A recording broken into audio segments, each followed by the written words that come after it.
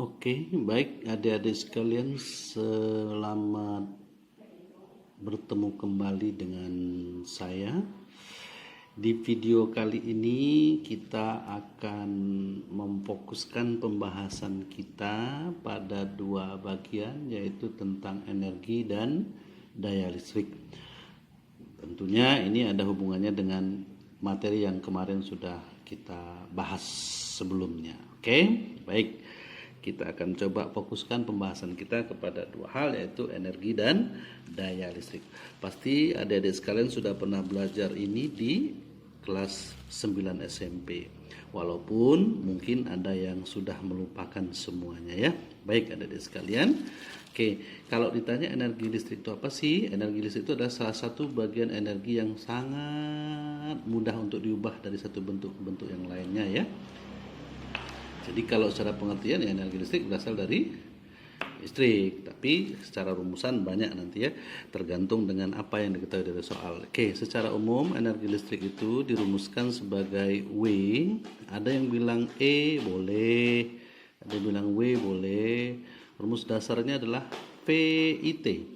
Ada yang bilang fit Pak, oke mantap fit. Atau bisa juga nanti irit. Nah, I kuadrat dikalikan dengan R dikali dengan T, dan yang terakhir nanti adalah V kuadrat dibagi dengan R dikalikan dengan T. Inilah nanti rumus energi listrik yang kita kenal dari SMP pun kalian sudah kenal. Oke, nggak usah saya tuliskan P itu apa. P itu pasti tegangan, itu arus, T itu adalah waktu, dan R adalah hambatan. Baik, semua dalam satuan internasional, yaitu satuannya dalam satuan Joule. Oke, itu untuk energi listrik. Kemudian yang kedua, kalau daya itu secara pengertiannya adalah energi persatuan waktu. Berarti rumus yang di atas itu kita buang waktunya semuanya, T-nya kita buang. Sehingga rumusnya bisa kita turunkan dari rumus yang atas. Berarti siapa? Pertama kalau fit berarti T-nya buang, tinggal PI. Kemudian irit kita ganti menjadi I kuadrat R karena T-nya kita buang. Dan yang terakhir adalah fit, V kuadrat dibagi dengan R. Nah inilah nanti rumus dari energi dan daya listrik, di mana energi satuannya sama semua, yaitu dalam satuan Joule, saya singkat dengan huruf C, dan daya semua satuannya sama, yaitu dalam satuan Watt, saya singkat dalam huruf W saja. Oke, nanti kita coba lihat contoh soalnya.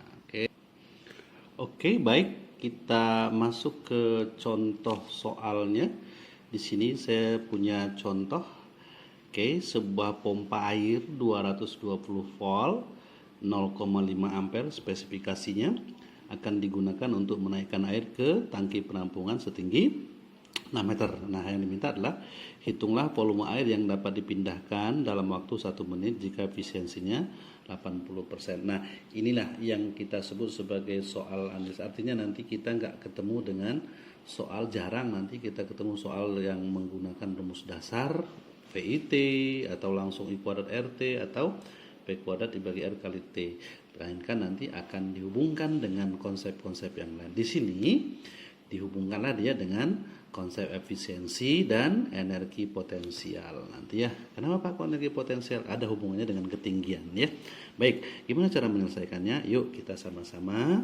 Yang pertama, kita harus tahu dulu kalau ada efisiensi, berarti kita harus ingat dasar dari efisien itu apa sih gitu ya.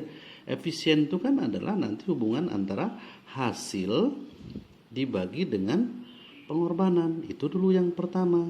Nah, hasilnya apa? Produknya kan.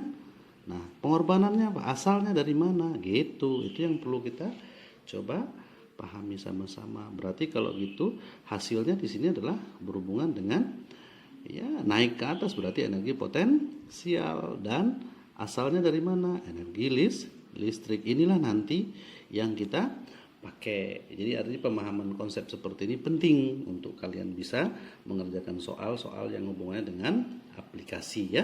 Dan ini nanti analisis ya. Ya sudah, berarti kalau gitu tinggal kita kali silang aja efisiensi kali dengan, nah energi listrik tadi sudah kita bahas ada banyak, tapi di sini karena ada tegangan dan arus maka kita pakai fit. Nah gitu, PIT. kalikan ya, sama dengan energi potensial. Nah, potensialnya siapa? MGH nanti ya. Nah, inilah nanti rumus yang kita pakai ini sama dengan M kali G kalikan dengan H, dan M sendiri kita harus tahu bahwa itu nanti namanya adalah massa jenis kali volume kali G gravitasi, dan H-nya adalah ketinggian. Dari mana massa jenis air standar ya. Kemudian nanti volume itu yang mau kita hitung, sehingga nanti dari sini tinggal kita masukkan aja angka-angkanya. Efisiensinya kan 0,8. 80% itu kan sama dengan 80/100 atau 0,8. Kemudian tegangannya berapa tuh? 220. Arusnya berapa? Setengah atau 0,5. Waktunya berapa? 1 menit atau 60 detik. Sama dengan, kan begitu tuh. Masanya berarti rho-nya kan rho air 1000. Gravitasinya. Nah, volume dulu, volume yang mau kita cari gitu. Gravitasi 10 dan H-nya adalah 6. Nah, berarti dari sini ada beberapa yang bisa kita coret ya. Kemudian kalau kita lihat di sini ada 60 dan 6 kali 10 ini kan sama, berarti boleh saya hilangkan gitu ya. Jadi tinggal ini 0,8 kalikan 220 bagi 2 itu 110. 110 dikali dengan 0,8 itu berarti 88, sehingga nanti volumenya adalah 88 luas kiri dibagi dengan 1000 luas kanan. Maka hasilnya berapa? 0,088 dalam satuan meter kubik.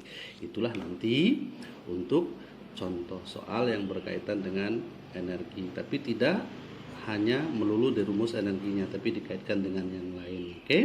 Mungkin itu aja konsep yang bisa kita bahas untuk kesempatan ini.